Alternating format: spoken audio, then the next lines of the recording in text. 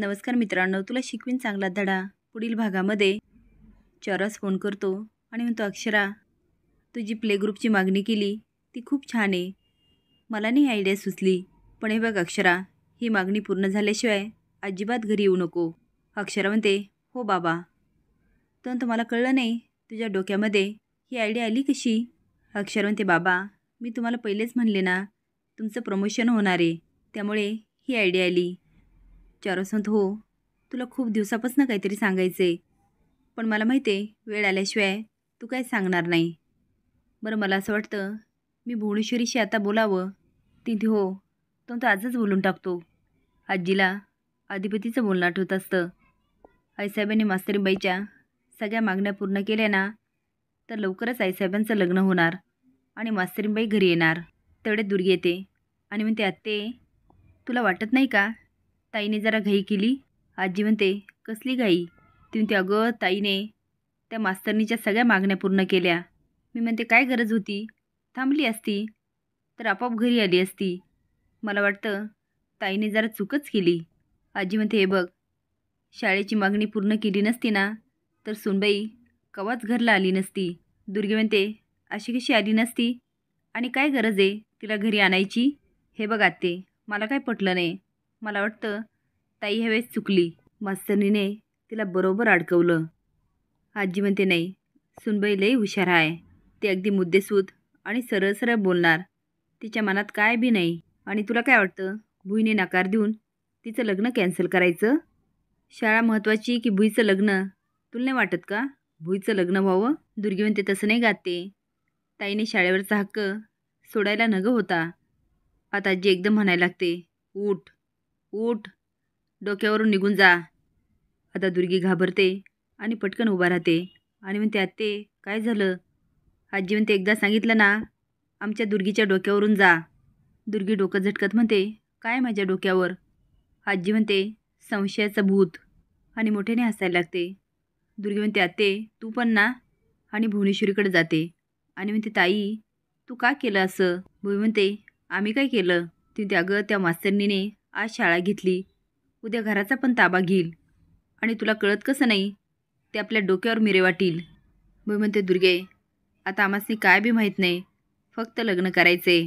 दुर्गे म्हणते, ताई, चंची म्हणाली मावशीने लई घाई केली, तिने सयाच नको होत्या करायला, ती मास्तरीन बरोबर घरला आली असती.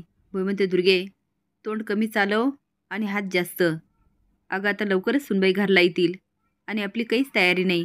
जा, डेकोरेशनचं बघ, केटरर्स बघ. दुर्गी म्हणते, होय ताई, तू जे म्हणशील ते. ती आता जायला लागते. तेवढ्याच 4 वाजता येतो. दुर्गी थांबून घेते. भुवनेश्वरी म्हणते, मोठे मालक, तुम्ही इथं? अहो, आम्हासनी बोलवायचं ना, आम्ही आलो असतो. 4 वाजता म्हणतो, तुझ्याशी बोलायचं होतं. ती बोला की. तो आता दुर्गीकडे बघतो. भुई म्हणते, दुर्गे, जा आणि लग्नाची तयारी लाग. ती आता निघून जाते. 4 वाजता म्हणतो, लग्नाची तयारी? भुवनेश्वरी आनंदात म्हणते, होय, आता सुनबाई घरला येतील आणि आमची अजून काय बी तयारी नाही. डेकोरेशन करायचे, केटरर्स बघायचे. 4 वाजता म्हणतो, ऐक ना भुवनेश्वरी, मला असं वाटतं आपण लग्न कोर्ट मॅरेज करावं. ती म्हणते, का का कोर्ट मॅरेज? अहो, आम्हाला मोठ्या लग्नाची लई हौस आहे. 4 वाजता म्हणतो, नाही, तुझं बरोबर आहे, पण हे काय माझं पहिलं लग्न नाही आणि आपल्याला आपल्या वयाची पण जाणीव ठेवावं लागेल. आणि तुला आठवतं आहे ना, मागच्या लग्नात काय झालं होतं? तसा पचका पुन्हा झाला तर खूप गोंधळ होणार. भुवनेश्वरी म्हणते, ठीक आहे ठीक आहे, तुम्हाला कोर्ट मॅरेज करायचं ना, तसं. आम्हाला काय, फक्त लग्न करायचं. तुम्ही जे म्हणताल, जसं म्हणताल तसंच होणार. फक्त सुनबाई घरला लवकर येऊ द्या. इकडे अक्षरा म्हणते, बाबा, भुवनेश्वरी मॅडमने सगळ्या मागण्या पूर्ण केल्या. आता लवकरच मी घरी जाणार. अधिपती आणि माझा संसार सुरू होणार. बाब म्हणतात, मागण्या पूर्ण केल्या ते ठीक आहे, पण घरी जायची गरज काय आहे? ती बाबा, ते घर माझं आहे, संसार माझा आहे, ती माझी माणसं आहे.